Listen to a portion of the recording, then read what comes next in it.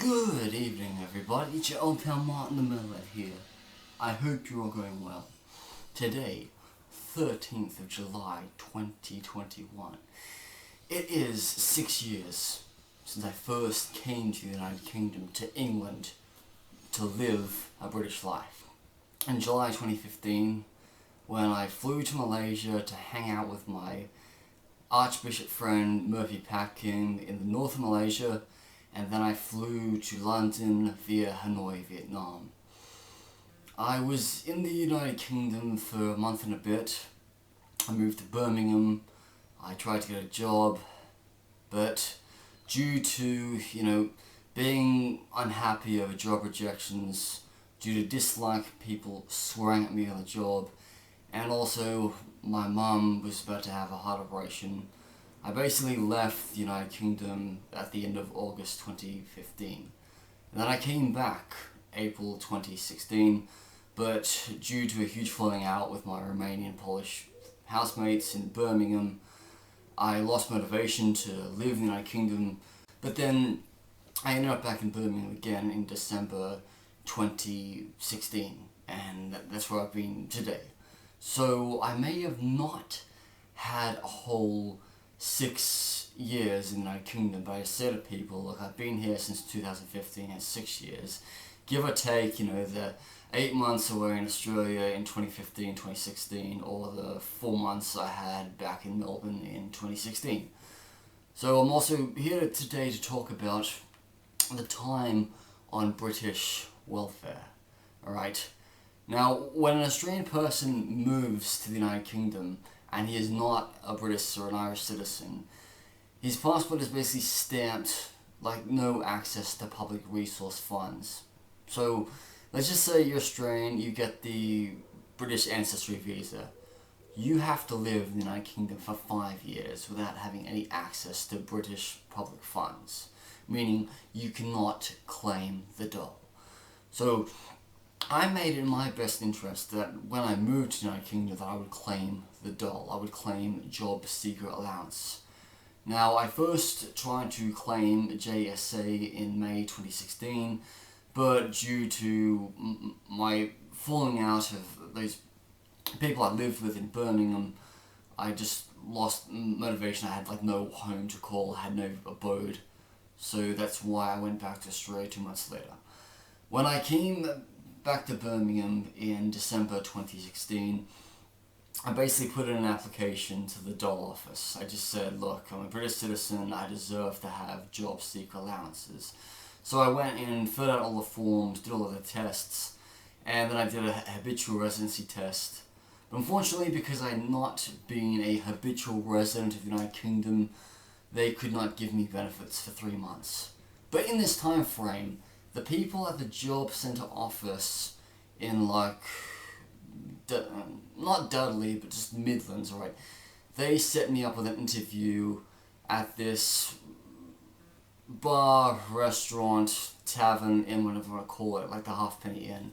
So I went in there, neat, dressed up, on time, and I had an interview with the owner called Richard, and he had to be a complete dickhead. He had to ask me why I left Australia, when I've already showed him that I'm a British citizen, and he's also asking me my age, which is the wrong thing to do in a job interview. So this prick Richard, he wants to give me a kitchen porter job, but on the downside, the job I wanted to do was weird. He could only give me 12 hours of work a week. So I feel like saying to Richard, look, the British government have sent me to your restaurant, and you want to give me a shit dishwashing job, or you want to give me a piss poor waiting job which doesn't probably even pay my rent. So how about you just give me a full freaking time job so I can pay my rent in Birmingham, live a British life, and have the time to go overseas? Richard had to complete a complete moron. I believe he was xenophobic to me, not hiring me because I was not born in the United Kingdom, and this is a thing I had to go through for many months in Birmingham because Birmingham is a xenophobic shithole. So, 3 months down the track, I'd been working, and I quit my job because of xenophobia, because of bullying, because of shit hours, because of shit pay at this company called Berry Recruitment. I apply for the Dole in Birmingham and they give me the Dole. But worst of all, they make me attend these sessions about how to get a job and how to, like, you know, do up your resume. Like, and I already know all this stuff because I've been in the hospitality industry for 12 years. I don't need somebody to tell me how to write my resume, how to write a CV letter, how to do this. And I basically had to go to all these sessions, all because, you know, as part of the agreement, you go to these sessions, you sign on, and you get the 75 quid a week.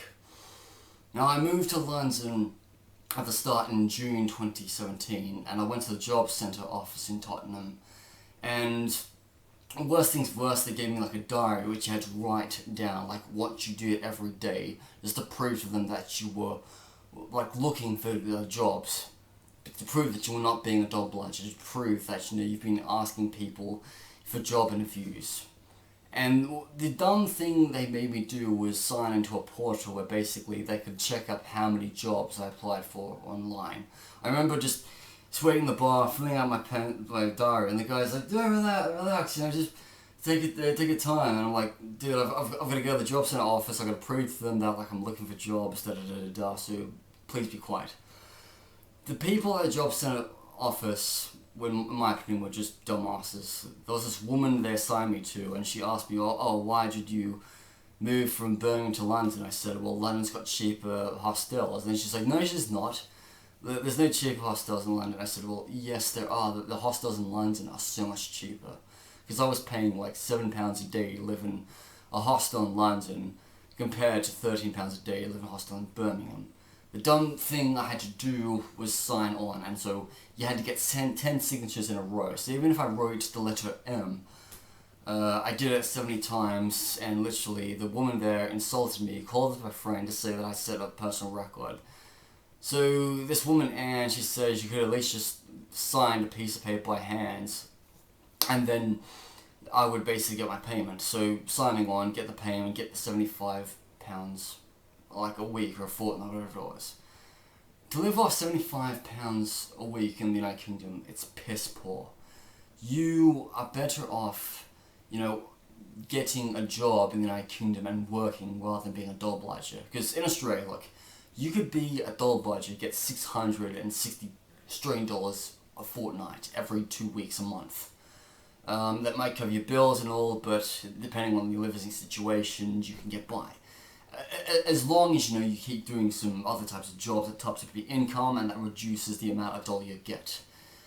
In the United Kingdom, I gained my job in this June 2017.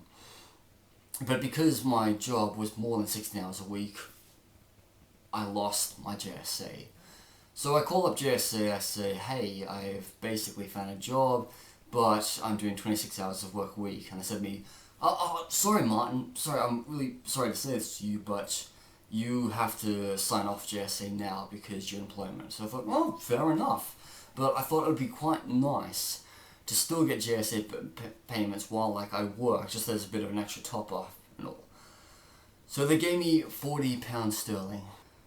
So in this day and age, you cannot live on the dole of the United Kingdom, I swear to God. No matter if you were born in Australia, South Africa, Rhodesia, the Gambia, you've got to be working. The United Kingdom is a country full of working class people, not lazy idiots, which I've noticed in Australia. Like a lot of lazy idiots in Australia who don't want to do basic jobs like work at a convenience store and 7-Eleven.